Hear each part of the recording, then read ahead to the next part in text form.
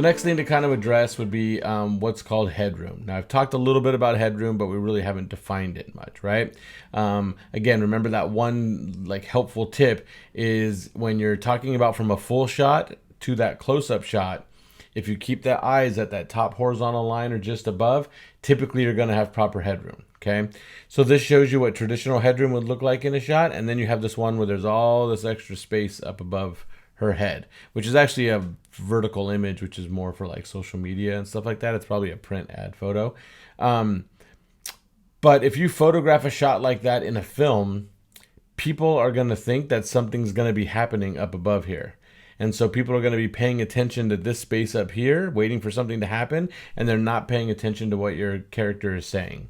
So it's not to say that you can't use a shot with that kind of framing. There are examples of it, but it has to be super intentional and on purpose. It can't just be that you don't know how to use a camera, right? So I want to see you do all this kind of traditional stuff so I understand that you get the concepts. And then the other thing is we talk about negative space in front of a character, which is called nose room. So whatever direction the subject is looking, the space out in front of their face is called the nose room, and that's typically where you want the extra space in the frame. That extra space in the frame is called negative space, but a way to define it with a subject is just call it the nose room. So if you look at here, one shot of Ben Stiller, his head is closer to the back of the frame, and then all the extra space is kind of out the direction he's looking, making it traditional. And then the other one, it's been cropped, so now there's more space behind his head, less space in front of his face, which then makes that more of an untraditional framing style. All right, so hopefully that concept makes sense to you. Those are two basic things you have to understand: nose room and headroom. Now we're looking at 4 shots that are untraditional. All right, so we're back to that close-up on the top up there from Belfast, and that is too much headroom, which pulls his eyes really low into the frame, which makes it an untraditional close-up. So again, when you look at that kind of framing, we're looking at somebody who looks really small. The other thing that makes it a little less about what I want us to do, because there are times where people get framed in the center of the shot, but the way your brain is wired is to put things in the center and create these like perfect quadrant kind of center type shots. So I want to see you use the rule of thirds and get your subjects out to the edges and have them looking off and have negative space. So I don't want to see a bunch of shots that you're shooting in your exercise where it's just somebody looking at a camera, because that's the news or a documentary or an interview, and we're not shooting that. We're shooting stuff for films. So don't have your subject look at the camera, and make sure that you're not framing everybody center unless there's a really good reason for it. The other close-up that's just next to the Belfast on the top, that's a shot we've looked at before. That's from Mr. Robot. And again, we talked about how they use lower quadrant framing. So there's extra headroom, and they really push the face up against the edge of the frame to make for a very uncomfortable, like, compositional style.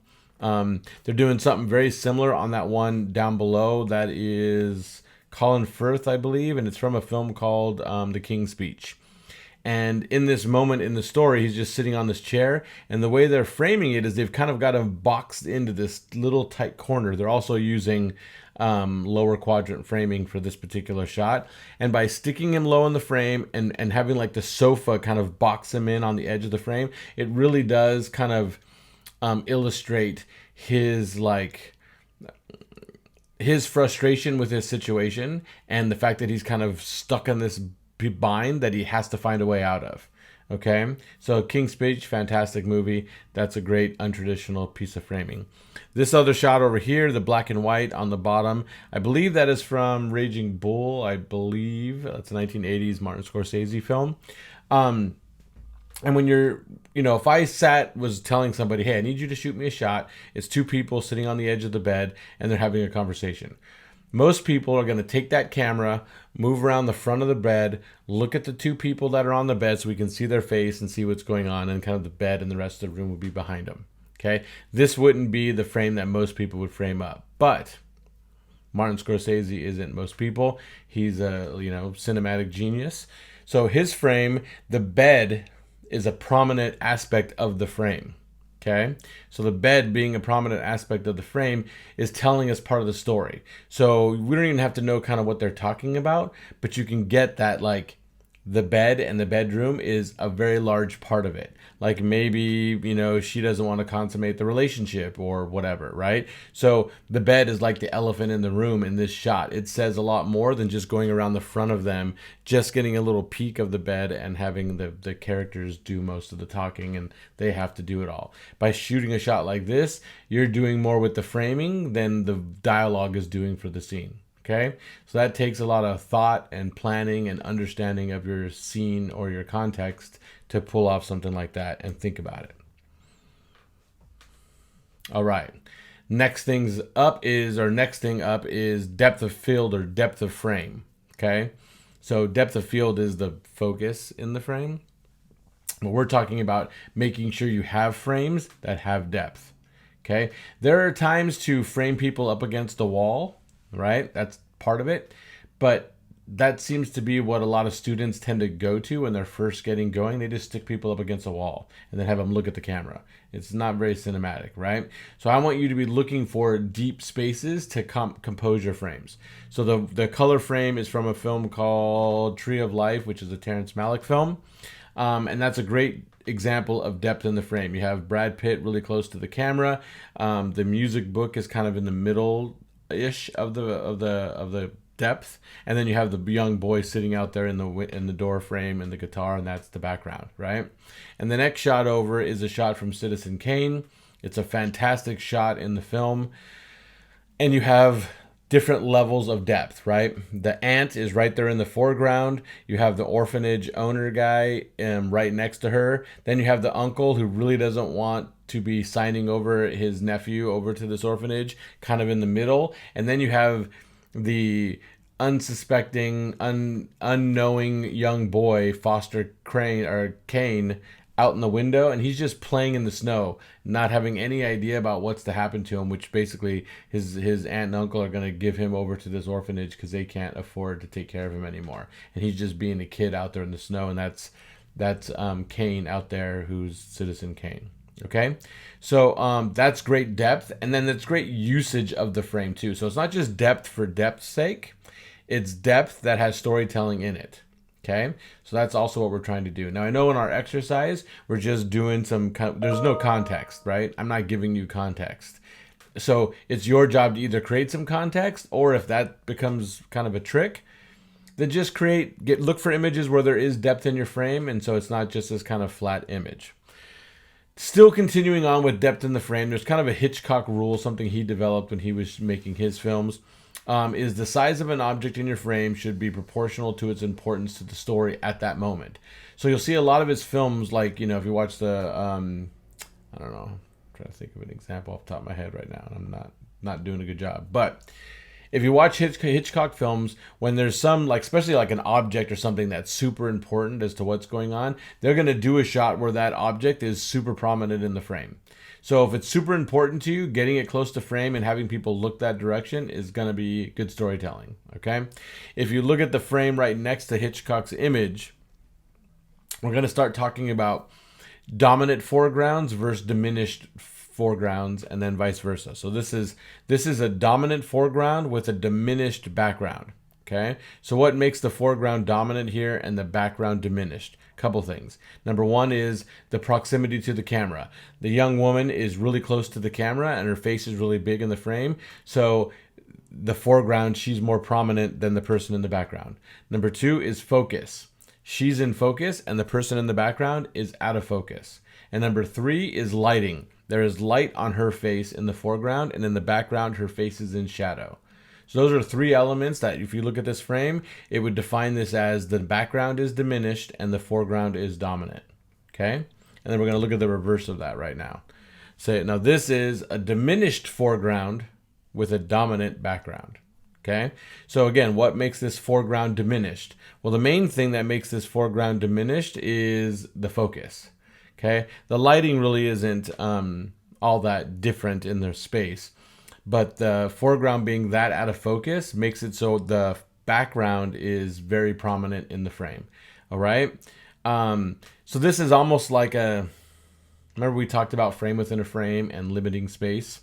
This is kind of limiting space so that your eye kind of focuses on the couple in the middle as well. And also the wall sconce or plant thing or whatever that silver kind of post in this in between them is also very intentional, right? It's just showing us that the guy is courting the girl and she isn't buying into it quite yet. There's still a separation between the two. All right. Now we're going to go talk just really quickly about depth of field. Again, we talked about this in our first lecture on composition, and this is just taking a peek at a couple shots.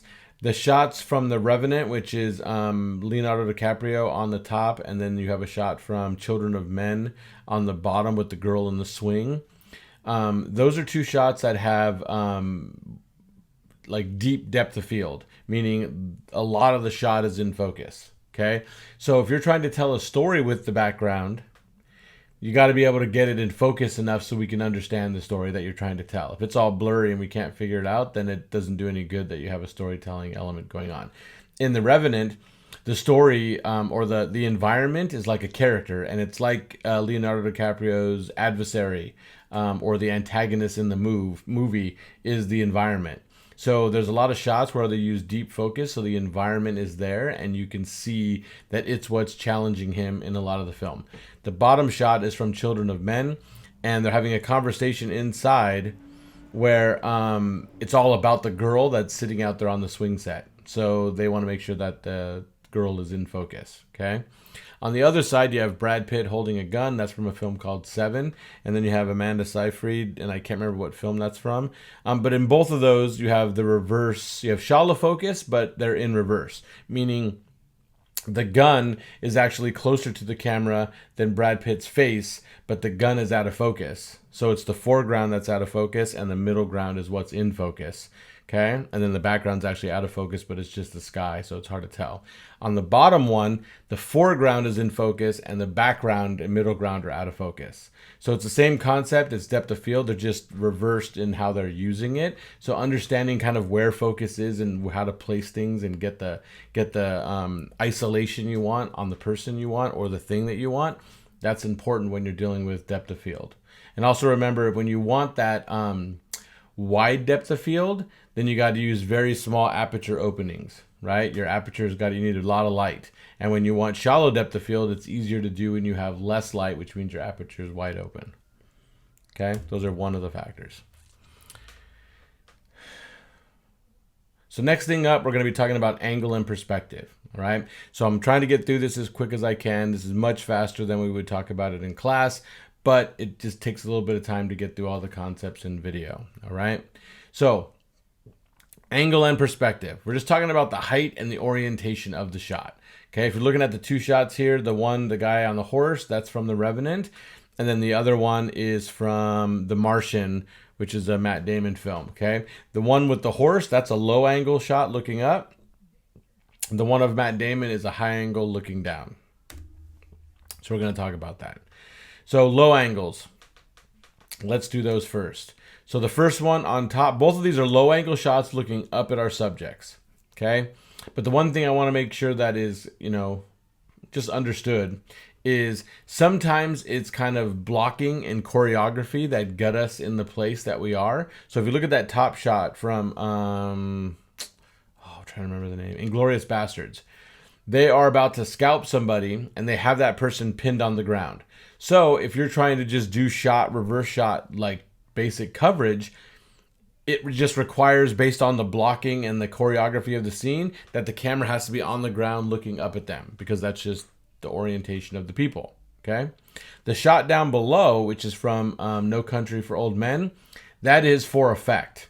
So that shot actually starts with him walking out of this store, and it looks like a flat shot. It's just him walking out of the store. But as he gets closer and closer to the camera has to like tilt up and look at him from below. And that shot is meant to make him look like a menacing monster, right? That's the purpose of the shot. So as he gets closer and closer, you realize the camera is actually below him and we're looking up at this menacing man. That's pretty dangerous. Okay, so that one's for effect, not because of choreography. They'd plan that shot to be what they wanted it to be looking at him and looking up at him. All right. Same thing on the high angle, right? That top shot that's probably from Skyfall. We are looking down at Daniel Craig because he's in a gunfight with somebody in a stairwell, which, again, the choreography dictates that somebody's above and somebody's below. Now, they put James Bond at the bottom of it because that's a little bit more vulnerable position. And in this part of the movie, that's what they wanted you to feel about him or for him. The other one, I believe it's from Great Gatsby. It could be from something else. I could be wrong there, but that's Leonardo DiCaprio. And he's looking up at the sky, and that's for effect.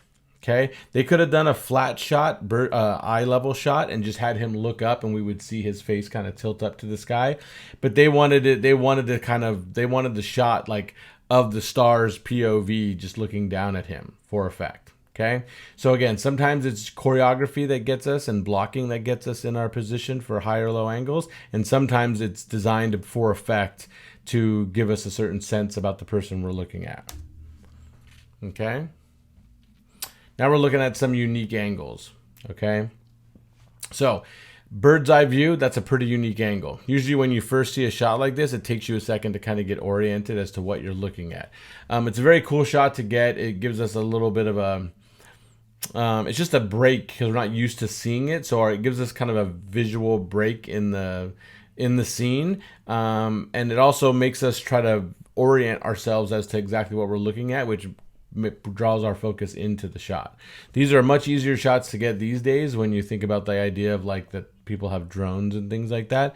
Makes this shot a lot easier to actually accomplish. Another kind of unique angle is just a Dutch shot, and we talked a little bit about this. It's like you have your camera and you tilt it one way or the other, and it creates angles and it creates a Dutch shot, like a Dutch angle. Okay.